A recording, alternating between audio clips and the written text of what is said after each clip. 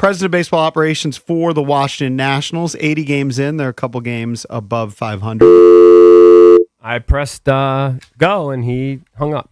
It hung up. I don't know. Oh, I'm sure There we'll you go. reconnect. Let me see. Not a problem. Let me see. I'll He's a press pro. it again. there he Paul, is. are you there? Yeah, you guys got me? Yep, Yeah, we're Hey, good. buddy. Sorry about What's that. Sorry up, if we hung Paul? up on you there. What's up, Paul? No, no worries at all. How you guys doing? Doing great. Doing well. Frustrated yesterday. You know, this is what happens when you're like super competitive way before anybody planned. Now you know People care now. people care now. I know you guys care, obviously, but the fan base is getting emotionally invested in this team. What kind of is it? Just another loss for you guys? How do you process this as you're about at the halfway mark and you guys are right there in this? No, I think you nailed you hit the nail on the head. I was driving home last night, so freaking pissed off. Oh, you know I what I bet. mean? And it kind of hit me like as I was driving home. You know, like that. It's a good thing. You know what I mean? It means that we got higher expectations than I think people had coming into the year. So, but you know, I think we saw it with the loss in San Francisco.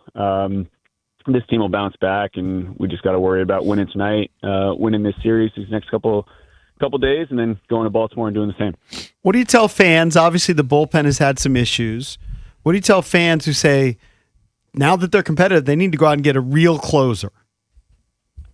Yeah, man, I hear you. You know, we're not shying away from the fact that we could have a lot more wins right now if our bullpen was throwing a little bit better. So, yeah, you know, I think the tricky part is the time of the year. You know, I think there are certain things that you can do this time of the year. You can be active on waivers and, you know, DFAs and that sort of thing. You can look to make trades, which we're doing. At the same time, it's just a tricky window where teams are looking to see how these next 3-4 weeks are going to go, 3, 4, 5 Right. weeks, I guess, before the deadline. And usually they're standing pat. So it's difficult to make trades at this point in time, but that doesn't mean we're not going to try. We continue to have a bunch of conversations, and we'll see where it goes. Are there any more 30-year-old all-star pitchers you can pluck from Japan? Yeah, I know, right? He's been great, hasn't he? He's been incredible. Hey, I wanted to ask about we were doing a show for the draft last night down at the Wharf, but Zach pitched through 59 pitches, pitched pretty decent. I mean, gave up 2 runs in 4 innings, but struck out 5, only threw 59. How come he only threw 59? Yeah, so this was, I don't know if you caught the first part of the game, but we opened PJ. Yeah. And Zach was he was throwing great towards the end of the outing. He ran into a little bit of trouble. Okay. There were some hard hit balls. There are also Phillies an interesting lineup too. Like even with Schwarber not in the lineup last night, you know, most of their best hitters are left-handed. Right. Obviously with Harper, but not just Harper. With Marsh is having a good year and Stott, so on and so forth. So we just like the matchup of the lefties on those guys, and you know, at the same time though, Zach pitched great and gave us a great chance to win. Yeah. After you guys hit the bomb, Vivas hit the bomb, and I've just kind of listened to it on replay on radio, and they were going crazy. But you know, you have an 8-6 lead, and you're going to the ninth. Would have been a huge win, and Lord's been really good, as you know, he's been really good. It was just one of those nights that, you know, he gets the 2 guys. I think he struck out the first 2 guys, and then Trey gets the single, and then Marsh hits the bomb. What were you thinking when you were watching that? Yeah, I was just yo-yoed back and forth. Obviously, you know, we had the lead. They tied it. Vivas hits that bomb. I was going crazy, and then you know, obviously, so we had. I don't know if you caught the inning before, but Beater came in, and Real Muto hit that ball to right that Woody almost made that diving play on. You know, Beater we probably could have thrown him back out for the ninth, but that was a tricky decision. I thought Blake handled it great. You know, this stuff just happens sometimes. Obviously Lordy got the first 2 guys, got 2 strikes on Trey, and kind of felt we had it in the bag, and then obviously things unraveled from there. But you hit it. Like, Lordy's been awesome. We're going to continue to go to him in big spots because we believe in him, and last night was just one of those nights. So you guys used 8 arms last night. So Michaelis, there's no opener tonight. Michaelis is starting, correct? That's TBD. Oh, okay. All right. Yeah, we're still working that out. We optioned Schultz last night, so there will be a move. We're just figuring out what it's going to be. Okay. I missed that. Hey, I know Cakes has a question for you, but so CJ was scratched for, I think it said left tightness in his was it his ribs? What exactly was that? Are you concerned? No, I'm not. I'm not concerned. I don't think really anyone's concerned, including CJ. We've just been playing him a ton, and that's what happens when you got a player like this. So I think he's played in 77 to 79 games or something like that. And so Gotcha. he was just feeling it, in his left side, nothing major, but feeling it on swings and then defending a little bit. So we just thought it was best to give him a day, and you probably saw it, but Dalen, same deal. Dalen wasn't feeling anything, but we've been running Dalen pretty hard too. So figure it was a good time to give both those guys a blow. Paul, how does Nasim Nunez go from batting 173 in May to he's hitting 407 in the month of June? And tip of the cap to him, too, for leading the majors in swipes with 31 at this point. I mean, what a season he's having. Yeah, he turned it on these last couple of weeks. I think that the huge unlock for him, and he would tell you this, like he's lowered his ball flight. So you guys probably saw it, but over the course of the first couple months of the season, he was just in the air a ton. And, James Wood being in there, that's great because he hits the ball really hard and it can go over the fence to all fields. Nas is a little bit different where he's got to, I think, stay with that line drive approach because, the more line drives he hits, obviously he's on base, and then before you know it, he's on second and on third. So, and it hasn't been offensively. I know you guys know it. That double play turned the night before last was huge. He's an incredible defender, just incredible presence, the energy he brings every day. He's been awesome, and I'm happy that the results are finally starting to show for him. How does a guy change that approach? Like, what does he do? How does he tweak it to become a more line drive hitter? Oh, I think it's a couple things. Like, one, I think it's pitch selection. He's been better in that respect. But then two, if you get out there early, you can kind of see the focus of his batting practice now is trying to hit line drives, call it 5 to 15 feet off the ground. And you know how it is, like anything that you practice, the more you practice, what you're trying to do in the games, I think the more it shows up in the games. And Nas has been really committed to doing so, and it's finally starting to show up for him. All right, let's talk about Dylan. Dylan had a couple hits last night, scored 3 runs, average is up there to 220. We've been asking about him every time we have you on, just because there's so many expectations for him. And you told us, hey, look, he's been a little unlucky. He's been hitting the ball hard, just at guys, and it's starting to turn around a little bit. Nats fans are starting to get a little excited because this is what we were kind of waiting for with him. He was hitting in the 3-hole a couple of games ago. Maybe that was the first game of the Phillies series, but and he was usually down at the bottom of the lineup, and I think he was hitting 4 last night, maybe 4 or 5. So talk to us about Dylan, what you're seeing.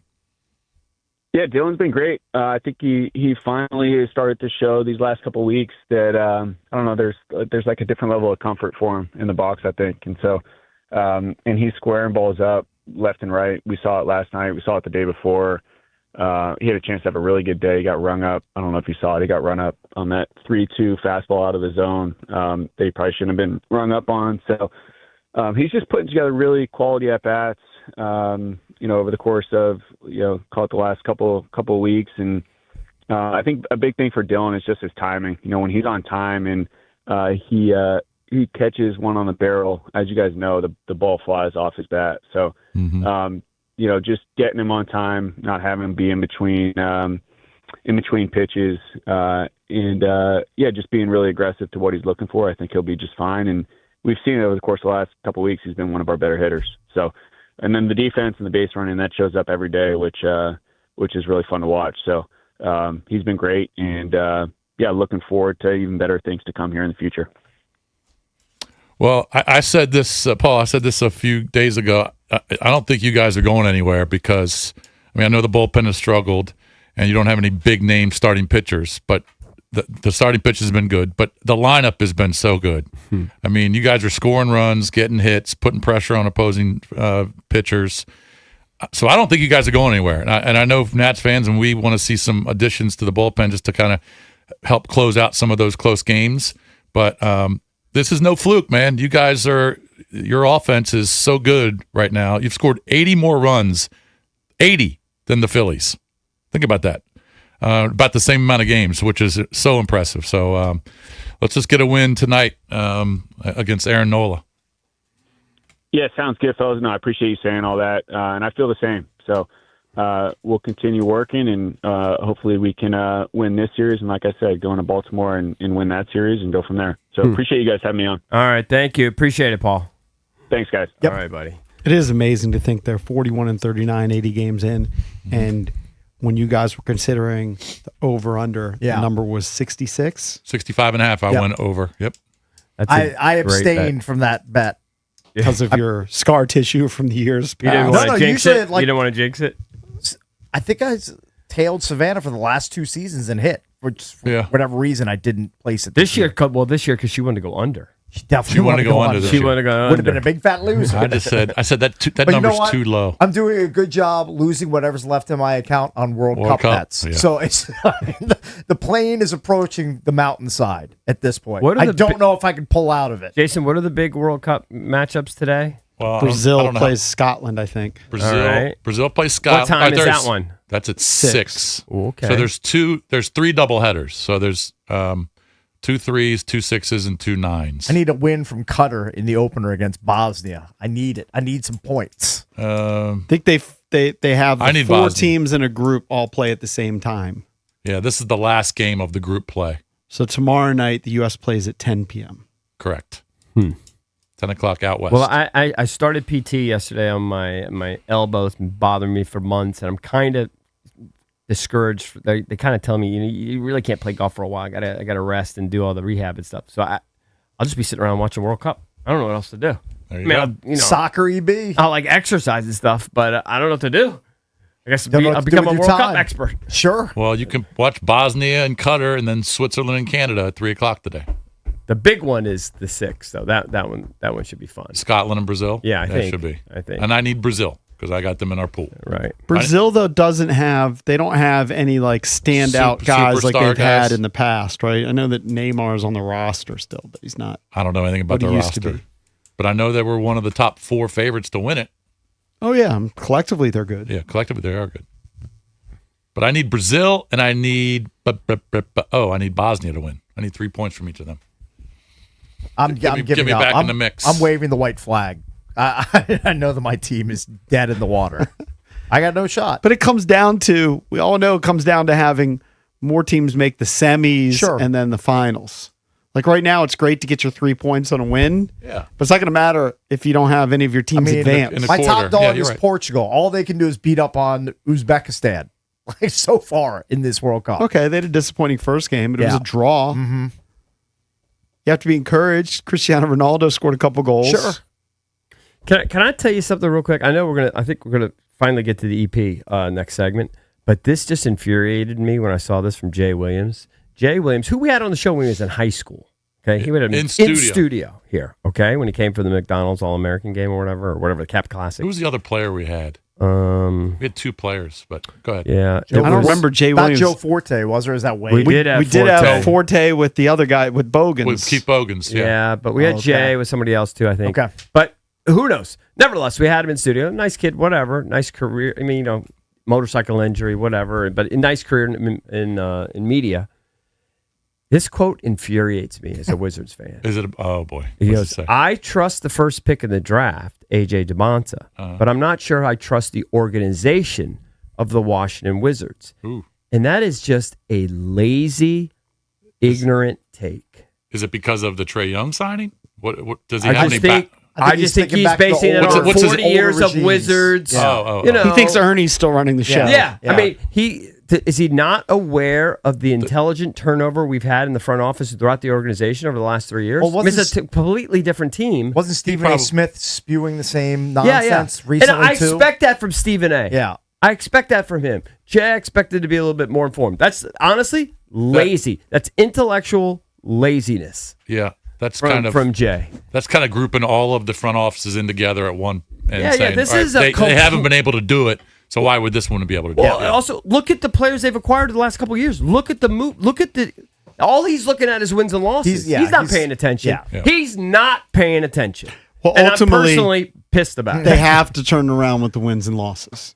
Yeah, I think they will. Because That'll come. Jay could be justified if they never end up turning into a winner. All right, I'll make all the bets. They're going to turn it around with wins and losses. This will be a winning organization. I'm not predicting I'm not championship. disagreeing with you. Okay, so he has no leg to stand on. You agree with me? We're going to win Right more now, games. We're going to win more. It seems like a very It's going to be a uninformed take. competitive team. It is a lazy, ignorant take. I like that you're perturbed by Jay Williams. That bothers me because you're just grouping us in for like Yeah, it's true.